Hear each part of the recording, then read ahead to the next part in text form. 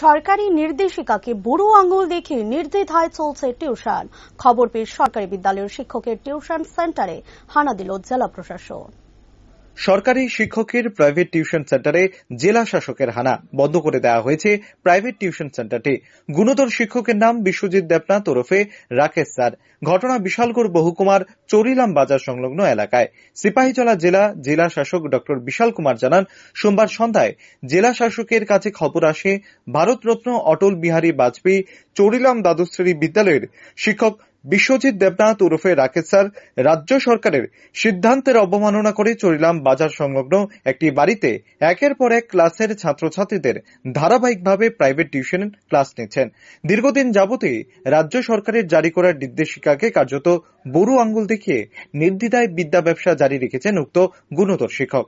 উক্ত খবরের ভিত্তিতে সোমবার সন্ধ্যায় জেলা শাসক ডক্টর বিশাল কুমারের নির্দেশে ডেপুটি কালেক্টর সুমন রক্ষিতের নেতৃত্বে এক প্রতিনিধি দল রাকেশ স্যারের প্রাইভেট টিউশন সেন্টারে হানা দিলে তালা লাগিয়ে দেন উক্ত টিউশন সেন্টারটিতে। পাশাপাশি গুণধর ওই শিক্ষকের বিস্তারিত তথ্য লিপিবদ্ধ করে আনা হয়।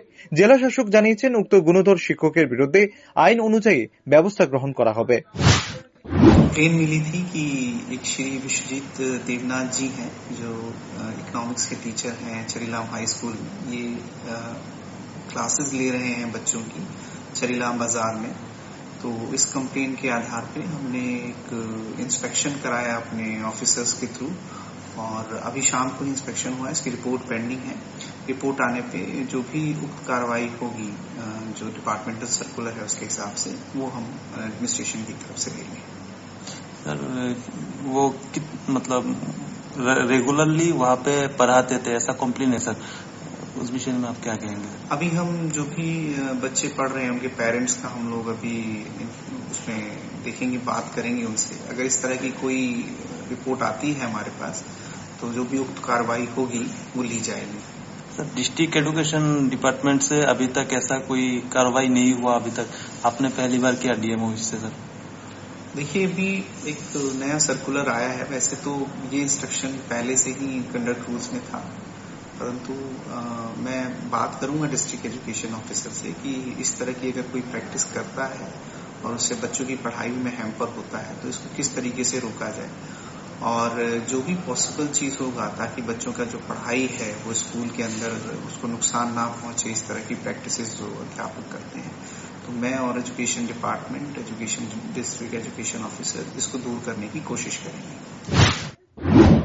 একদিকে রাজ্য সরকার চাইছে রাজ্যের সরকারি বিদ্যালয়গুলোতে নতুন আঙ্গিকে সাজিয়ে তোলার জন্য, যে লক্ষ্যে একদিকে টেট পরীক্ষার মাধ্যমে শিক্ষক নিয়োগ চলছে, অপরদিকে বৃদ্ধি করা হচ্ছে কর্মচারীদের টিএ এবং ডিএ। কিন্তু তা সত্ত্বেও কিছু অর্থলোভী শিক্ষকরা এই বিদ্যা ব্যবসায় নিয়োজিত হচ্ছেন।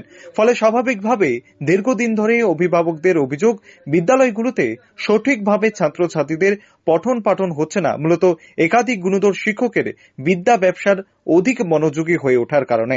ফলে বাধ্য হয়ে রাজ্য শিক্ষা দপ্তর এক বিশেষ নির্দেশিকা জারি করে সম্প্রতি, যেখানে স্পষ্টভাবে লেখা ছিল কোন সরকারি এবং সরকার অনুদানভুক্ত বিদ্যালয়ের শিক্ষক শিক্ষিকারা বিদ্যালয়ের বাইরে কোনো ধরনের প্রাইভেট টিউশনের সাথে যুক্ত হতে পারবে না। এখন দেখার সরকারি নির্দেশিকার উল্লঙ্ঘনকারী শিক্ষক বিশ্বজিৎ দেবনাথের বিরুদ্ধে দপ্তর কি ব্যবস্থা গ্রহণ করে।